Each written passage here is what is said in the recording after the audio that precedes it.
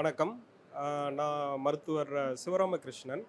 நாங்க வந்து ESI medical college அ blood சென்டர்ல இருந்து இன்னைக்கு வந்து இரத்த தான முகாமுக்காக வந்திருக்கோம்.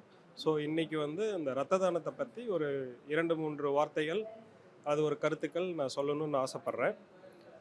ஸோ இரத்த தானம்.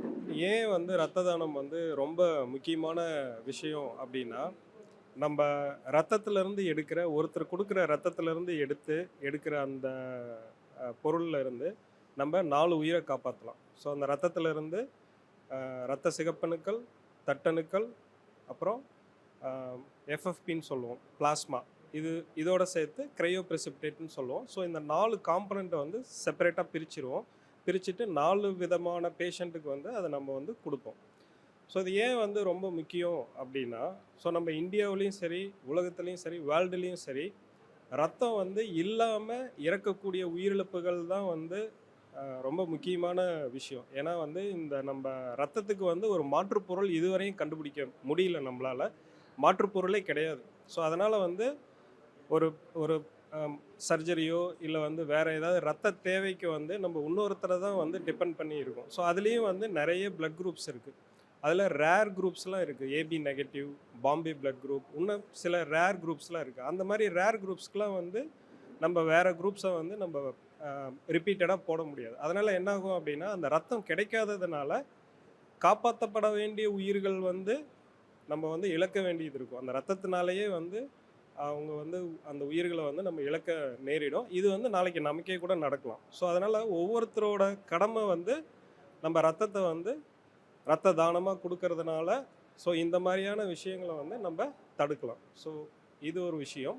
ரத்தம் கொடுக்கறதுனால வந்து நமக்கு என்ன பலன்கள் அப்படின்னா, நம்ம வந்து நம்மளோட ரத்தத்தில் இருக்க ஹீமோகுளோபின் அளவு வந்து 12.5க்கு மேலே இருக்கணும். அதேமாரி வெயிட் வந்து 45 கிலோவுக்கு மேலே இருந்தாலோ, அதுக்கப்புறம் வயசு வந்து 18லேருந்து 60 வயசுக்குள்ளே இருந்தால், நம்ம வந்து ஆணா இருந்தால் ஒவ்வொரு 3 மாதத்துக்கு ஒரு தடவையும் 3 மாதங்களுக்கு ஒரு தடவையும் அந்த பிளட்டை வந்து நம்ம ரெகுலராக கொடுக்கலாம். பெண்ணாக இருந்தால், ஃபீமேல் கேண்டிடேட்டாக இருந்தால் எவ்ரி 4 மந்த்ஸ், ஒவ்வொரு 4 மாதங்களுக்கு ஒரு தடவையும் பிளட்டை வந்து கொடுக்கலாம்.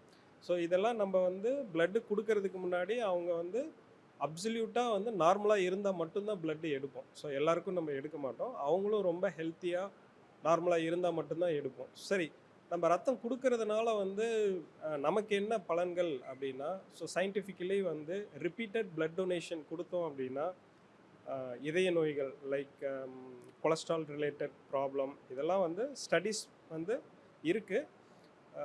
அது வந்து குறையும். மாரடைப்புகள் அது குறையுதுன்னு சொல்லியிருக்காங்க. லைஃப் லாஞ்சிவிட்டி வந்து கொஞ்சம் ரெகுலர் பிளட் டோனர்ஸ்க்கும் மற்றவங்களுக்கும் வந்து கொஞ்சம் அதிகம் அப்படின்ற மாதிரி நிறைய தரவுகள் இருக்குது. ஸோ இதெல்லாம் வந்து அட்வான்டேஜ். ஸோ நமக்கு வந்து ரத்தம் கொடுக்கறதுனால அந்த புதிய ரத்தம் வந்து நமக்கு வந்து நிறைய உருவாகும். ஃப்ரெஷ் செல்ஸ், அந்த பிளட்டில் வந்து ஃப்ரெஷ் செல்ஸ் வந்து நிறைய இருக்கும். அதோட ரெகுலராக பிளட் டொனேஷன் பண்ணிக்கிட்டே இருந்தோம்னா அதோட அந்த இதை வந்து நம்ம உணரலாம். ஆட்கள் வந்து ஸோ நம்ம வந்து ஃபார் எக்ஸாம்பிள் நமக்கு வந்து ஓரளவு ரேர் அப்படின்னா பாம்பே பிளட் குரூப்னு சொல்லுவோம். அவங்க ஏபிஓவில் சேர மாட்டாங்க, ஏபியில் சேர மாட்டாங்க. அது வந்து ஒரு தனியான இரத்த வகை, பாம்பே பிளட் குரூப் அப்படிங்கிறது. அவங்கெல்லாம் ஒரு சில அவங்களோட சேர்த்து இந்த ரேர் குரூப்ஸ், ஏபி நெகட்டிவ், சில நெகட்டிவ் குரூப்ஸில் இருக்கிறவங்களாம் என்ன நினைப்பாங்க அப்படின்னா, நம்மளே வந்து ரேரான பிளட் குரூப் நம்ம கொடுத்துட்டோம் அப்படின்னா நம்ம உடம்புல ரத்தம் குறைஞ்சிராதா அப்படின்னு வந்து நினைப்பாங்க. ஸோ அப்படி இல்லை. நம்ம பிளட்டு கொடுத்தோம் அப்படின்னா அது வித்தின் 24 ஹவர்ஸ் வந்து அந்த வேல்யூம், ரத்தமாக இல்லை, அந்த வேல்யூம் வந்து சரியாயிடும். வித்தின் 120 டேஸில் வந்து ஃப்ரெஷ் பிளட் வந்து ஃபார்ம் ஆகி நம்ம கொடுத்த பிளட்டை வந்து அது ரீப்ளேஸ் பண்ணிடும். ஸோ அதனால் வந்து நம்ம கொடுக்கறதுனால வந்து நமக்கு வந்து ரத்தம் குறைஞ்சிரும் அப்படிங்கிற அந்த பயமே வேண்டாம். நம்ம கொடுக்க கொடுக்க வந்து அது வந்து ரீப்ளேஸ் ஆகிட்டே இருக்கும். ஃப்ரெஷ் செல்ஸ் வந்து நல்லா ப்ரொடியூஸ் ஆகிட்டே இருக்கும். அந்த சிஸ்டமே வந்து நல்லா ரெஃப்ரெஷ்ஷாக இருக்கும். ஸோ அதனால் கொடுக்கறது ரொம்ப நல்லது.